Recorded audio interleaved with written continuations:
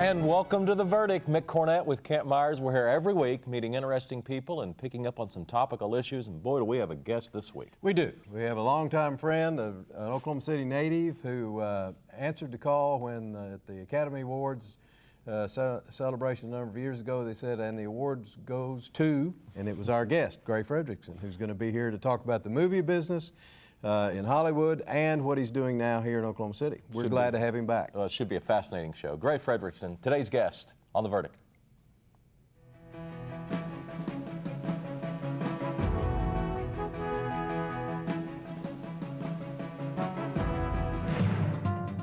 In driving rain, blistering heat, and bitter cold, 365 days a year, 24 hours a day, Chesapeake drills non-stop for natural gas on American soil. Chesapeake drills more new gas wells than anyone else, and from those wells collects the most drilling information and acquires more 3D seismic images, leveraging every efficiency to improve the odds of finding more natural gas every day with every well we drill. The better job we do of discovering bigger reserves of clean-burning American natural gas, the greater the prosperity of our nearby communities, our state, and our nation. And as long as there are more gas reserves to be found here in the U.S., we will never rest. Chesapeake. Natural gas wins the day. Wilsey, Meyer, Eatman, Tate. We're accountants.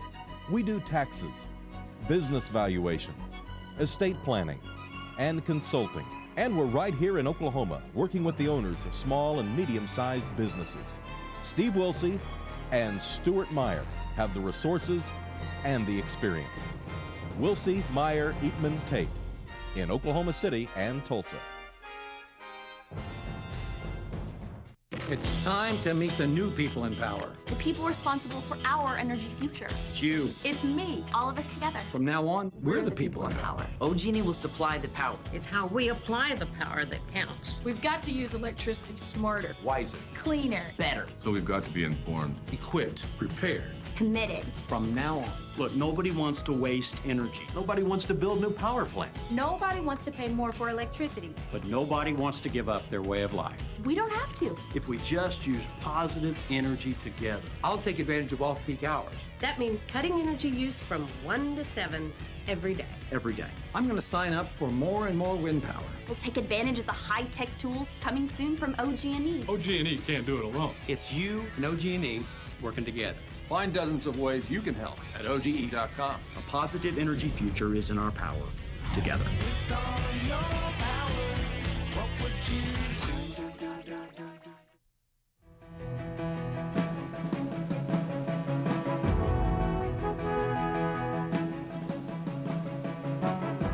Welcome back to The Verdict. Mick Cornett with Kent Myers, and Kent's going to introduce today's guest. Today, we're really pleased to have an old friend, Gray Frederickson, who grew up in Oklahoma City, join us. Gray is an Academy Award-winning producer of The Godfather Part 2, but was a co-producer on the Godfather trilogy, as well as Apocalypse Now and several other well-known movies. He was associated with Francis Ford Coppola in Hollywood for 20-plus years. We're glad to lure him back to Oklahoma City to be associated with Oklahoma City Community College.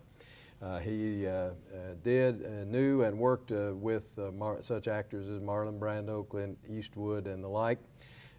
He is making his first visit to The Verdict. We hope not his last, because we want him to come back and tell us what he's doing as things progress. Welcome, Greg. Glad to have you. Great to be here. Thank you. After so many years in Hollywood, you decided to come back to Oklahoma City. When did you come, and why did you come? I came back in 2000. I came back in 2000, and I got married late in life, and had some kids, and I was living in Beverly Hills, fighting traffic and all the hassles, and I'm saying, I could be watching SpongeBob and Rugrats. I don't have to be in Beverly Hills to do that. Before, I was having a good life as a bachelor there, but after I got married, I thought, no, why not raise the kids where I was raised? So I moved back here and to sort of semi-retire, but that never happened. I got busier since I've been back here. Okay, now you've gone to work at Oklahoma City Community College. What do you do there? Well, I helped start a film program there to train technicians. OU and OSU, a lot of schools have film programs, as you know, but they teach theory and history of film. They teach people how to be film critics, how to watch films and to study films.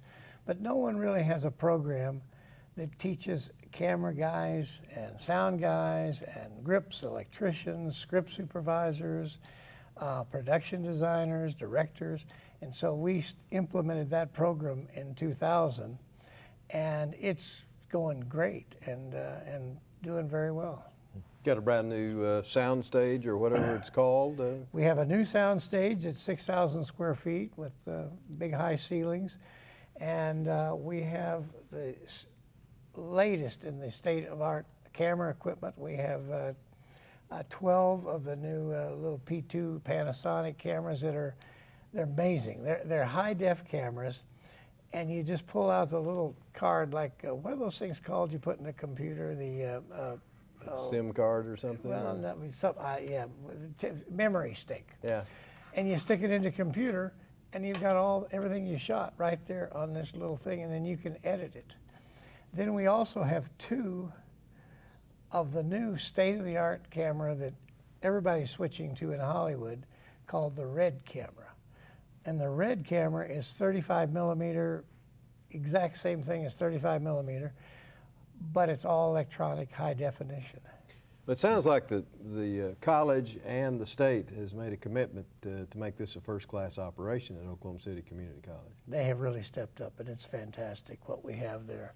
And we had an open house a couple of days ago, but we're going to have another one for more of the artistic community.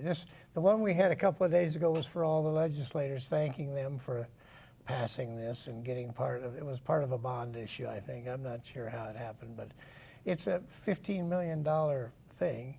And then we have a lot of thanks to the Kirkpatrick Foundation for their grants for the equipment.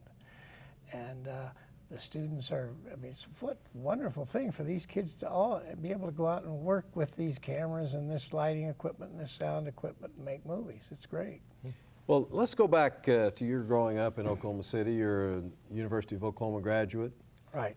Grew up here, went to OU, got your degree, and then tell us how you got in the movie business.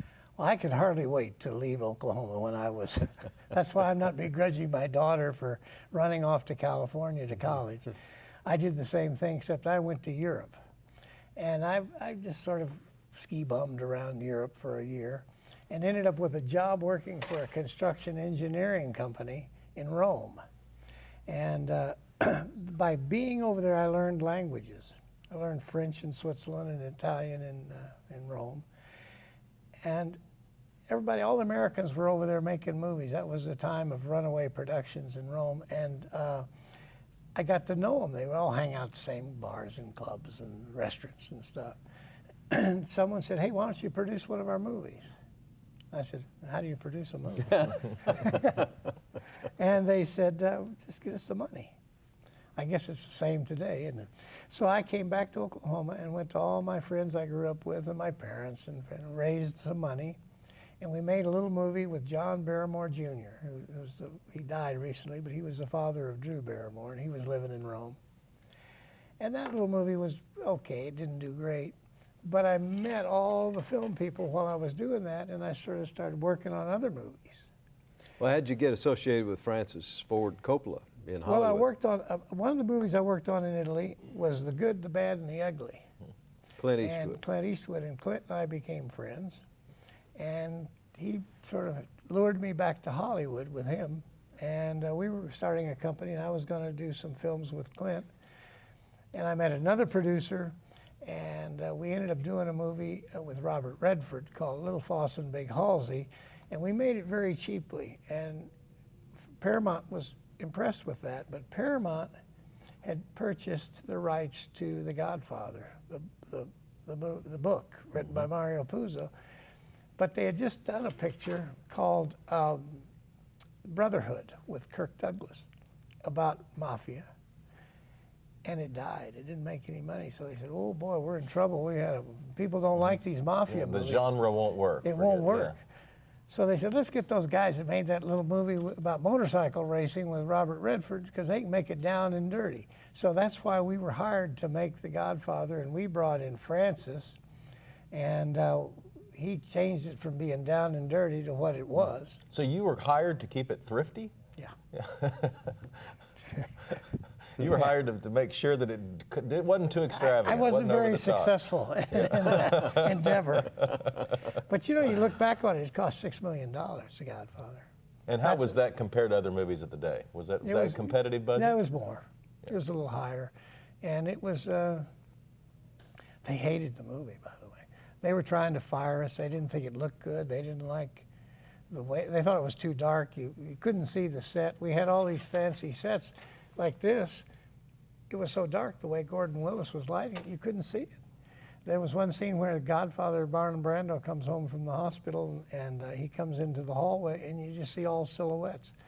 And they'd never done movies like that. You know, they were used to those bright Technicolor Doris Day, Rock Hudson movies. Right. And this was this dark sort of, they were going crazy at the studio. But purposely so. I mean, the lighting was intentional. It was his way of doing it, yeah. And let's look at that footage of the Academy Award win of Godfather 2. That was Godfather 2, yeah. Okay. Well, we're going to get to a break and come back and talk more with Gray Frederickson. We'll be right back on The Verdict.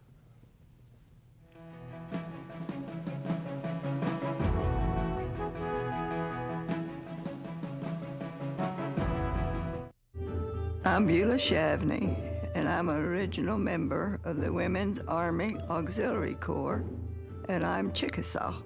I worked at the Phoenix Indian Hospital for a year, and then there was the war. I felt like it was my duty I wanted in the Army, so I made it, got in, and it was a good feeling to put that uniform on. We were one of a kind that started something and finished it. To see these women go in today, they are really doing a great job. And I'm very proud to look back now and see that I was one of the first ones of the Army that went in. There is just something that stands out about Chickasaw women. They want to go as far as they can go and succeed. I've got to do my best because I'm Chickasaw. Home values are down in some states, but not in Oklahoma. Oklahoma's home values have increased 4.2% during the past 12 months. Unlike some states where home values have decreased as much as 20%. Good thing you're in Oklahoma. There may be real estate problems in some states, but there has never been a better time than now to buy or sell a home in Oklahoma. One of the most affordable states in the country, Oklahomans are buying and selling homes every day, and an Oklahoma realtor can show you how. Good thing you're in Oklahoma. That land next door was a mess. Take more than a lawnmower to revive that land. I heard the oil and natural gas people was cleaning up old oil sites, and it wouldn't cost us a plug nickel. Oh yes, sir, it was quite a revival. The whole church showed up, want to make a playground for the kids. It sure is a blessing.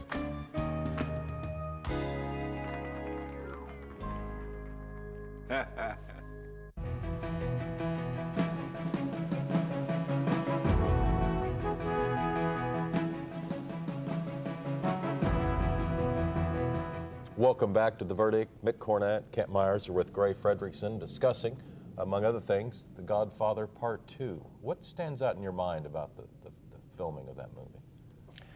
The Godfather Part 2 is a funny story because when we were getting ready to do it, as I had mentioned before, they didn't like the looks of Godfather, but when it came out and was this huge hit, they said, well, let's make a sequel. And they gave us all these names, The Son of the Godfather Returns. And Francis says, I think I'll just call it Godfather Part 2. I said, you can't do that. People think the movie has never been done. No one can call a movie Part 2. And you got to change, you got to have, and so Francis says, you know what, I'm not going to listen to the studio.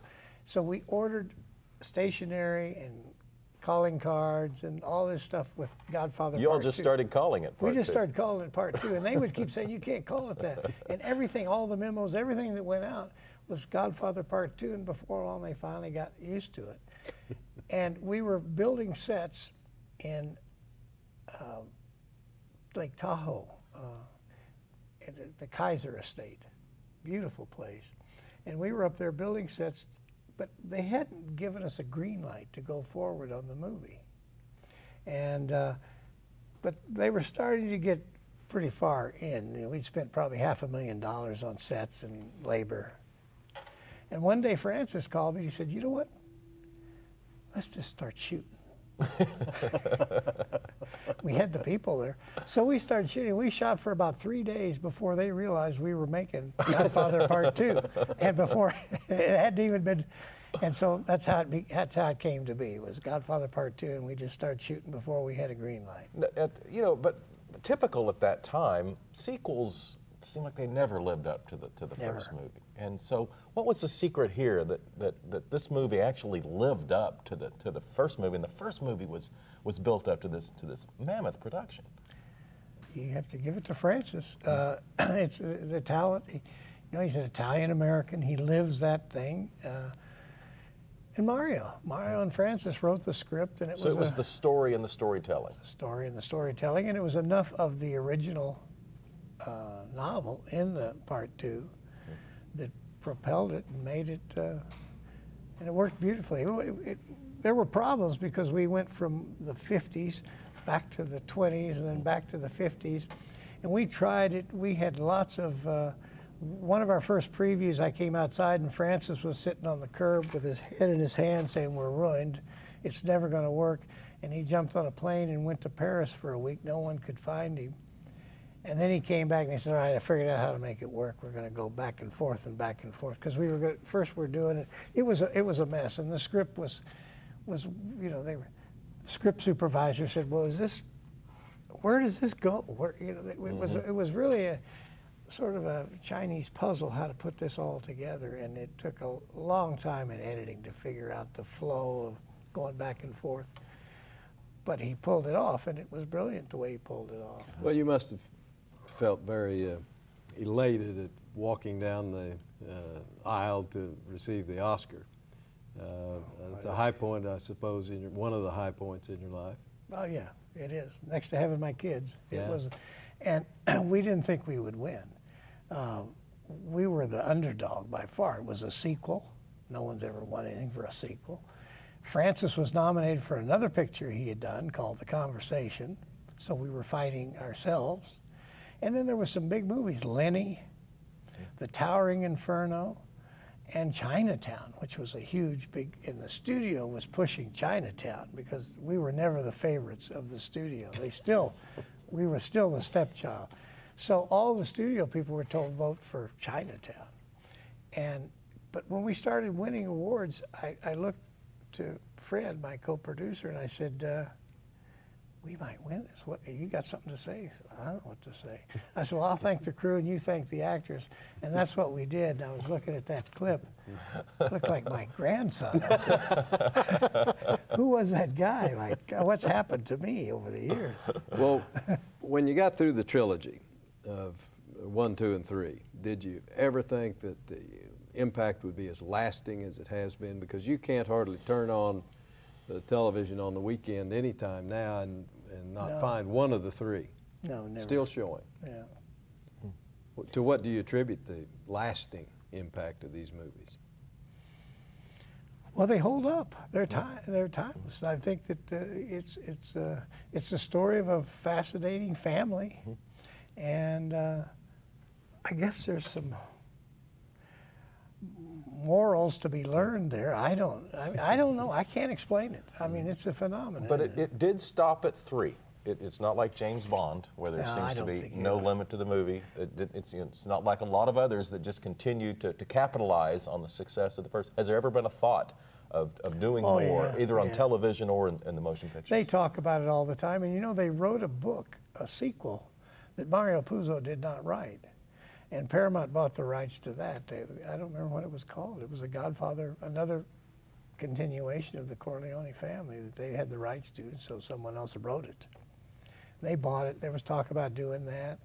Francis at one time mentioned, you know, there's a period there that we didn't see from when Robert De Niro, who played the young Godfather, to when Brando, when he went from being De Niro to Brando, that period in there. And he said that could be 4, but I don't think Francis he would never do it. And studio might, who knows? They might do it someday, but I think it'd be a mistake. Well, you've worked with some of the most household name actors that people recognize: Brando, Eastwood, Redford, Pacino, De Niro. Do you have a favorite? Oh, no. I mean, that's like, do you have a favorite child? I have some that I don't like, which I won't mention here. But of those, they're all great guys, and I enjoyed working with them. Al Pacino is a very shy, quiet person, but he's a really sweet person. And they were all, I had a lot of fun with Brando. He was a character. I worked with him on a couple of movies and on Apocalypse Now, too. So he was an interesting character, but we got along, Marlon and I. A lot of people didn't, but I got along with him. What happened to Robert Duvall in Godfather 3? He wasn't in it. There was money. He felt that he should get the same amount of money as Al Pacino. And Pacino was getting $5 million. And the studio said, we're not going to pay him $5 million. He's not the lead in the movie. He's a supporting. And so Francis went to him and wrote down his part to where he could do it in 1 week. They were going to give him $1 million for 1 week's work. He wouldn't do it. He said, no, it's principle. I get the same as Pacino, or I'm not doing it. So we replaced him with George Hamilton, who's a good friend of mine. We've got about 30 seconds left. Give us a pitch for students who want to learn more about the film industry to come to your school. No, it's a wonderful program for kids coming out of high school or kids graduating from college that want to learn hands-on experience of how to operate and work movie equipment and work in a movie studio. We have it all at Oklahoma City Community College. Great opportunity. Thanks for coming on the break. Thank you, guys. Appreciate it. It's fun. Kent and I'll have a final word right after this.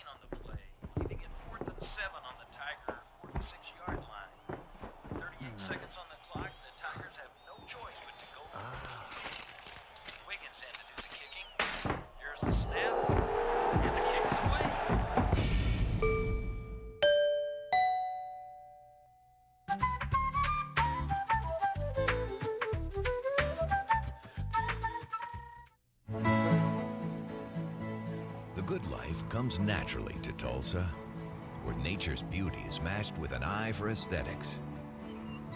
A legacy of neighborhoods graced with lawns and landscaping and handsome homes. A place that seems to have patented an ideal lifestyle. Bank First is loyal to the quality of life Tulsa assures its citizens, to the priority placed on education, culture, and growth. Loyal to builders who transform raw land into residential charm. Developers who see opportunity and add vitality to Tulsa's economy. Bank First serves both enterprise and private lives that need a loyal partner. It's how we help nurture this city's very good life. Bank First. Loyal to Oklahoma. Loyal to you. The Journal-Record is pleased to be a sponsor of The Verdict. The Journal-Record, since 1903, the best source of Oklahoma business news and legal information.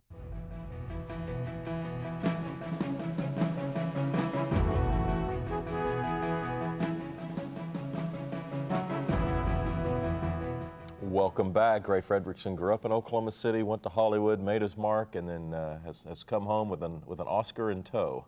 Well, and he's been a good guy as long as I've known him, which is so many years I'd rather not disclose. But he's mixed with very famous people, very successful people, and he hadn't lost his Oklahoma touch. And a great opportunity for young people who are looking at the film industry as perhaps a career. He is the artist in residence at Oklahoma City Community College, and you heard him talk about the great equipment they have over there. If you take the equipment and you have the instructors, you've got all the ingredients for a great film class and a curriculum over there that could really serve the state well, because it could be the beginning of an industry. And of course the film industry can be quite lucrative for a community. Well, and they do something at that at Oklahoma City Community College in relation to that film school that is not done anywhere else. And that's, while there are other film courses around, this is not how you watch a film, this is how you make a film from every aspect. And Gray knows it, and as I understand it, teaches it quite effectively. A few seconds to talk about next week's show. Next week we're going to be talking about the stimulus package and how it compares to the Great Depression of the 30s with Larkin Warner and Frank Stendhal. It should be interesting. And we will see you then on The Verdict.